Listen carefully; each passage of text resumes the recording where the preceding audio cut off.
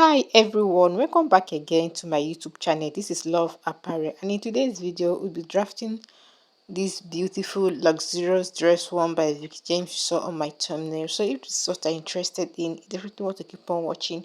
And if you're yet to subscribe to my YouTube channel, please subscribe, like, share, comment on this video. For my returning subscribers, thank you so much. For my new subscribers, you guys are welcome.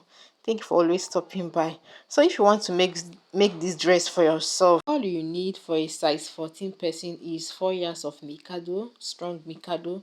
You need your lining, you need your cover button, like 6 of it, and a zip. So without wasting no time, let's get started with this video.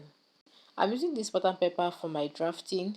So with this pattern paper, after this lesson you can sew this cloth for yourself. So I came down with 1 inch to mark my shoulder slope. I mark my chest line. From my shoulder to my chest line is 9 inches. From my shoulder to my bust point is 10.5. From my shoulder to my under bust is 13.5. My shoulder to my half length is 16.5. I came down from my half length with 9 inches to mark my hip line.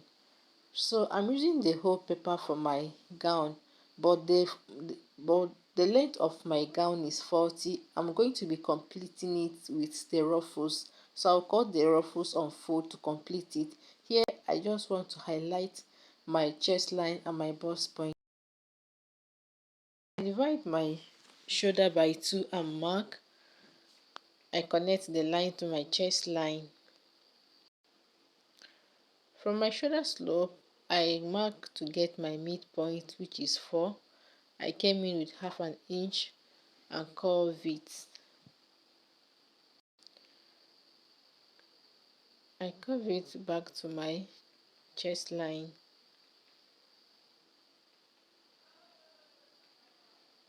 I divide my bust by 4 and mark.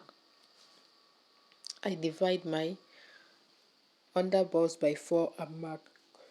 I divide my half length by 4 and mark. I divide my hip line by 4 and mark. I connect my dots. On my hip line, I added extra 3 inches to the line and curve it down to the length of my gown. So the extra 3 inches is what gave it that beautiful effect you saw on the gown. I mark half inches at my bust span to get my bust dart. I connect it all the way to my bust point. I divide my nipple to nipple by 2 and mark. I connect it down to my hip line by 5 inches. So at my under bust, I connect my lines. At my under bust, I come on both sides with half an inch on both sides and rule the line.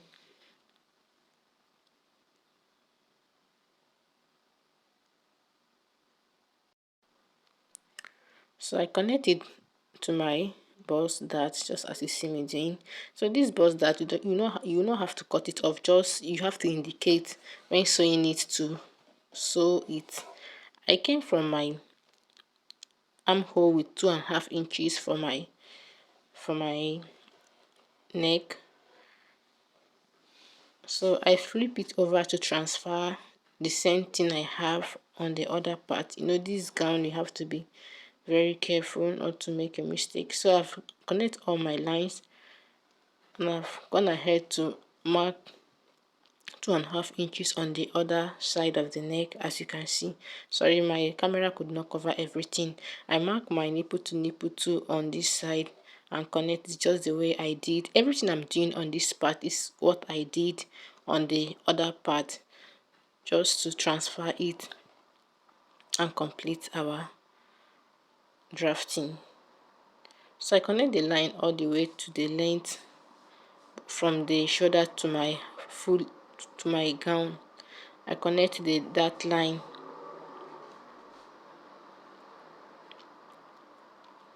So from my chest line, I came up with 3 inches. You can come off above 3 inches or below 3 inches, depending on how revealing you want your own to be. So I came up with 3 inches to curve my neckline.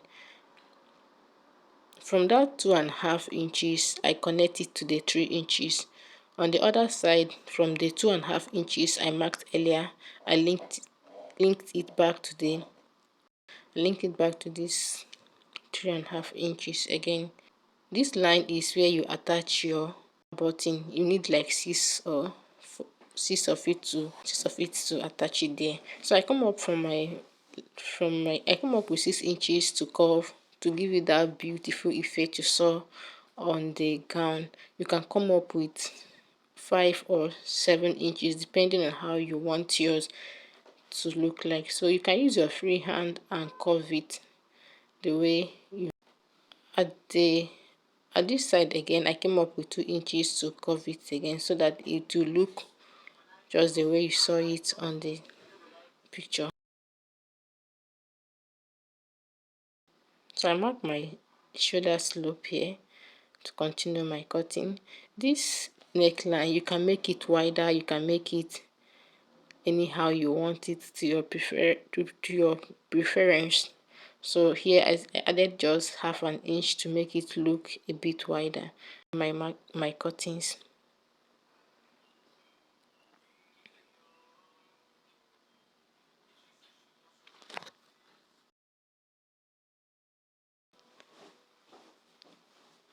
So if you don't want this neck, you can make it bigger. You can make it the way you saw it. So here is our front pattern. With this you can draft your front pattern very well. So let's go ahead and mark for our back. On the back pattern, I mark 1 inch for my zipper allowance.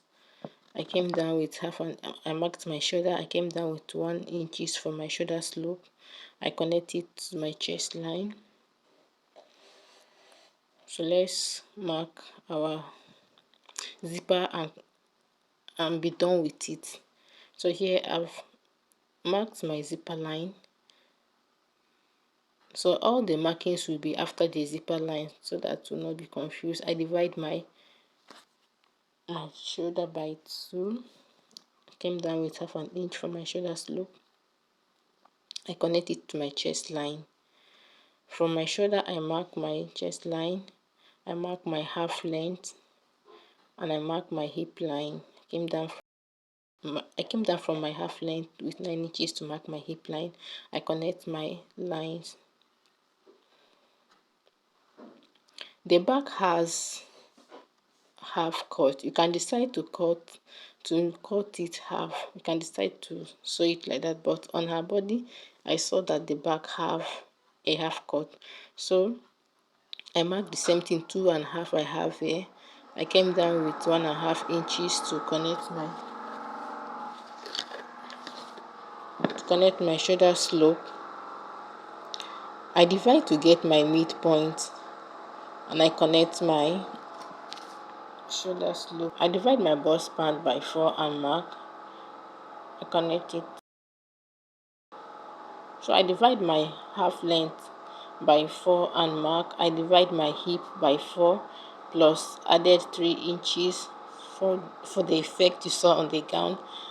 So let's use the first one to check it out. So not to make a mistake, I use the first one to trace the line so that it will not be bigger than the first one.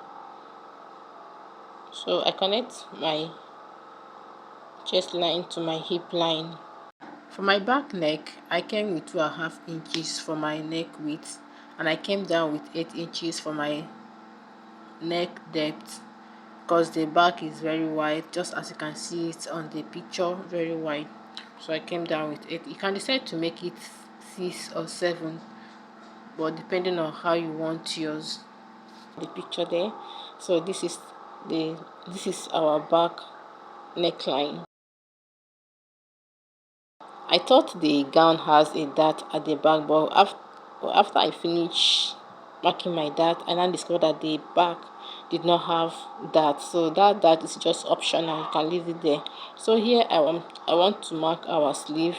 The sleeve is a funnel sleeve, so you can just draft it and mark. You mark to the length where you want where you before attaching the ruffle. So here is not the complete length of my sleeve, so I will use this ruffle.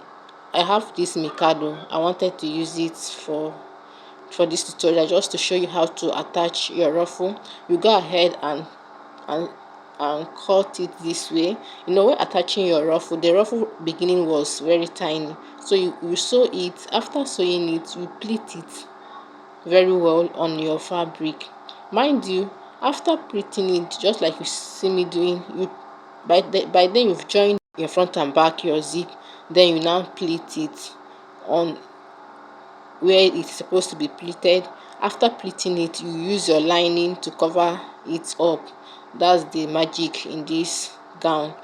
So I believe with this explanation and all, you got value from this tutorial. Please, if you got value, like, share, subscribe, comment. Thank you for watching. Bye. See you in my next video.